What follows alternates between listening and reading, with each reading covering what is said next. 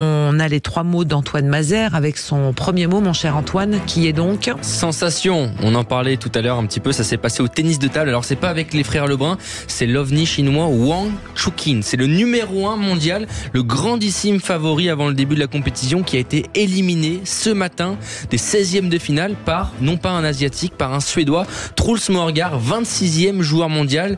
Le chinois n'avait plus connu la défaite qu'à 3 reprises cette année en 2024 sur 35 victoires.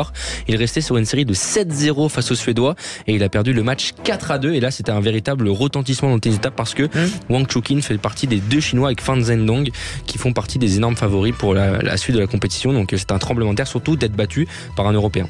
Et c'est bien pour Lebrun. C'était bien pour Alexis Lebrun qui se retrouvait dans la partie de tableau, sauf qu'Alexis Lebrun a perdu tout à l'heure face à Hugo Calderano et donc il n'est pas dans la même partie de tableau que Félix Lebrun, mais tout à l'heure on en parlera avec le président de la Fédération française de tennis de table qui sera notre invité exceptionnel à 18h30. Tout à l'heure, oui, absolument. C'est incroyable l'engouement autour de cette fratrie des frères Lebrun, même si voilà, il n'y en a plus qu'un qui est en lice aujourd'hui, mais c'est quand même absolument incroyable. Depuis déjà 8 ou 9 mois, on n'arrête pas de voir sur les réseaux justement cette montée en puissance qu'ils ont eu, y compris Léon Marchand, où en fait il y avait une grosse pression qui était sur leurs épaules. Bon, c'est dommage pour le frangin qui vient de se faire éliminer parce que j'aurais adoré voir une finale pour l'or et l'argent entre les deux frangins, ça aurait été exceptionnel. C'est clair. Deuxième mot, mon cher Antoine. C'est le mot cheval, oui, on l'a appris ce matin. Un des chevaux de l'équipe de France de saut d'obstacle est incertain avant le début des épreuves. C'est le cheval de Kevin Stowe qui n'a pas passé sa visite vétérinaire d'entrée. Une boiterie a été observée. Une deuxième et dernière visite a lieu actuellement. Donc on vous tiendra au courant. En cas de nouvel échec, le pilier de l'équipe de France ne participera pas aux Jeux Olympiques et aux épreuves de saut d'obstacle qui débutent demain. Le cavalier réserviste, c'est Olivier Perrault qui prendrait le départ à sa place et jusqu'à la fin des Jeux Olympiques. Mais le cheval a aussi une médaille, question, comme la cavalier. En tout cas, il ne monte pas sur le podium. En tout cas, ça prouve que le cheval est important. Il a une botte de paille supplémentaire s'il fait une médaille. Le troisième mot, mon cher Antoine. Quand même Pascal. C'est bon. Un cheval pour faire l'équitation. Attends, on en rigole, mais le cheval, il attend que ça. Vous rigolez, mais excusez-moi, je vous coupe. Moi, j'ai commenté en fait un championnat du monde de cheval à bois là, tu sais, cheval à 3 pattes là, ils appelaient ça. T'as le bâton entre les jambes, un faux cheval. Mais qui a eu cette idée de faire commenter un truc pareil ? C'est Philippe Mindron du côté de Cholet là-bas qui organisait ça. Est-ce qu'il y a des archives sur ça ? Parce que ça doit... vous tapez sur internet championnat du monde de cheval à 3 pattes. Les gars, ils sont avec leur bâton comme ça, ils courent, ils font du dressage. Mais attendez, c'est un truc de fou. Hein. Il y avait 3000 personnes dans la salle et il y avait une dizaine d'équipes qui étaient inscrites. Et le pire, le plus impressionnant, c'est les gamins et les gamines qui sautent. Comme au saut d'obstacle, ils sautent des 1m20, 1m40, voire 1m60 avec ce bâton entre les jambes sur le côté. Allez voir sur internet, vous allez voir, vous allez vous éclater. Je ne savais pas qu'il y avait peut-être prochaine discipline olympique, on ne sait pas, peut-être. Sûrement. Mais ce qui est bien, c'est que tu n'as pas besoin de ramasser après les... Oui, la question du bien-être animal n'existe pas non plus. L'équipe nous informe que le cheval n'a pas passé actuellement, là on vient d'avoir l'information, on n'a pas passé la visite vétérinaire, donc Kevin Stowe ne participera pas aux Jeux Olympiques, l'un des piliers de l'équipe de France. Donc c'est bien le réserviste Olivier Perrault qui prendra le départ, nous informe nos confrères de l'équipe. D'accord.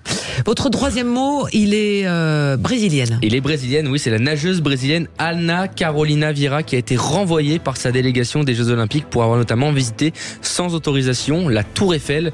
À la veille notamment de leur entrée en lice du relais 4x100 mètres nage libre, les 2 nageurs avaient quitté le village olympique sans autorisation. C'était vendredi, le jour de la cérémonie d'ouverture, pour admirer la Tour Eiffel. Comment la fédération l'a su ? Parce qu'ils ont posté des photos sur les réseaux sociaux, notamment le compte Instagram de Ana Carolina Vieira. Le comité olympique brésilien a décidé de sanctionner ces 2 athlètes. Mais si Gabriel Santos a reçu un avertissement, Ana Carolina, elle a été écartée parce que, soi-disant, elle aurait, de manière irrespectueuse et agressive, contesté la décision technique prise par le comité de l'équipe brésilienne de natation. Donc, elle ne verra plus les Jeux Olympiques, elle doit rentrer au pays. Les réseaux sociaux avec les athlètes, c'est vrai que c'est un phénomène grandissant et nouveau, et les fédérations essayent aussi de cadrer tout ça. C'est nouveau pour les jeunes athlètes et les fédérations au sens large. J'explique un peu pour nos auditeurs, puisque puisque quand un jeune athlète aujourd'hui arrive en sélection dans les jeunes catégories, aujourd'hui les fédérations ont un œil très attentif sur ce qu'ils font. Ils ont des informations, ils sont formés, ils sont pour justement éviter. Alors là, moi, ça me paraît un peu excessif quand même mais si elle a transgressé les règles en sport, c'est comme ça. Enfin, à mon avis, c'est parce qu'il savait qu'elle allait pas ramener de médaille, parce que sinon il l'aurait gardé. Vous croyez ? Ah bah oui. Enfin, attendez. Ouais, je trouve ça excessif aussi parce qu'on a quoi ? On a le droit de sortir du village et rentrer quand on veut quand même. Enfin, quand on fait les Jeux Olympiques, à part d'être dans un pays où. Je sais pas s'ils ont le droit, si leur fédération leur donne le droit. J'ai pas la réponse, mais. Mais vous vous rendez compte, enfin, ça veut dire quoi ? Les gens, ils quand même préparent ça pendant 8 ans. Alors bien sûr, c'est la compétition. Je croyais que l'important c'était de participer, mais participer, ça veut dire aussi participer à la vie locale. Ça, on peut pas enfermer les gens dans un village olympique et puis leur dire ok, c'est juste, vous êtes dans un village. Rien à voir du pays, etc. Vous faites votre compète et vous rentrez chez vous. Enfin, c'est incroyable. Enfin, on a fait des compétitions, puisqu'on est ancien sportif à l'étranger. Il y avait des programmes qui étaient prévus. On n'avait pas le droit forcément de sortir pour des questions de sécurité, pour des questions d'accompagnement, des questions. Ça nous arrivait aussi. Je me suis perdu en fin fond de la Russie, moi. Oui. Combien de fois je me suis perdu. Peut-être, mais moi, je peux vous dire qu'il y a des fédérations qui font un planning et qui disent on sort pas de l'hôtel tant que vous n'êtes pas accompagné. Je dirais ça dépend dans quel pays. Là, on est en France, on risque pas grand-chose d'aller visiter la Tour Eiffel. Alors peut-être que parce que comme c'était juste avant la cérémonie de divertir, peut-être qu'ils ont cherché pendant 2 heures dans le village parce qu'il fallait prendre le bus avec toute la délégation et là peut-être ça a foutu le bordel et c'est comme ça qu'ils voulaient mettre une sanction. Plus elle s'est fait rappeler à l'ordre. Un avertissement d'abord et puis après elle a pris le carton rouge parce qu'elle a refusé. J'ai vu ça sur internet effectivement une nageuse, c'est ça hein, c'est ça, nageuse remis à sa place parce qu'elle a contesté. Bon bref, et sur les réseaux, vous avez raison en fait. Aujourd'hui, ce qui est très, moi je me rappelle à Nagano quand j'ai atterri. Tant que vous signez pas le papier qui vous libérez vos droits pour la chaîne diffuseur, on vous donne pas votre accréditation en fait. C'est-à-dire que le diffuseur a tous les droits sur vous, l'organisateur, le CEO a tous les droits sur vous, mais vous n'avez aucun droit en principe de pouvoir poster telle et telle image avec les anneaux olympiques, avec le nom de Paris 2024. Aujourd'hui encore ? Aujourd'hui, c'est un peu plus toléré, mais par contre, on leur dit bien, vous n'avez pas le droit de montrer des trucs avec des sponsors ou des choses comme ça. Donc en fait, tous les athlètes sont un peu limités aujourd'hui. Ah ouais, c'est incroyable. C'est-à-dire que même un sponsor qui sponsorise une athlète peut même pas utiliser championne olympique avec les anneaux, Paris 2024 avec les anneaux, logo, tout ça présentés by Leclerc ou Carrefour qui est alors Leclerc, Carrefour est un premium donc il a peut-être le droit d'utiliser justement ces mots-là. Il y a des subterfuges. Alors regardez aujourd'hui on dit même pas l'Adidas Arena, on dit Porte de la Villette Arena. Arena du Sud, ouais. L'Arena du Sud c'est quoi? Je sais pas où c'est quoi l'Arena? C'est des expositions de Versailles. Ah d'accord, voilà. C'est dans le 15e. Mais c'est vrai que sur la chapelle, on dit la chapelle Arena alors que c'est l'Adidas Arena. C'est ça. Ouais, c'est vrai. L'Arena Champ de Mars aussi. Et la Défense pareil. La U Arena.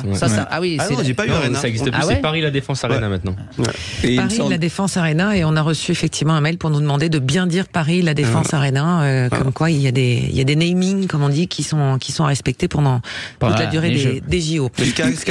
Il me semblait qu'à un moment donné, ils avaient presque interdit les tatouages avec les anneaux pour les sportifs. Alex. Ce qui est incroyable, c'est la publicité pendant ces JO. Quand vous regardez la télévision et que vous allez dans les stades aussi, vous voyez très peu de publicité en réalité. Il y a les trois Paris 2024, les anneaux. Et non, mais vraiment sur le stade, regardez. Sur le stade.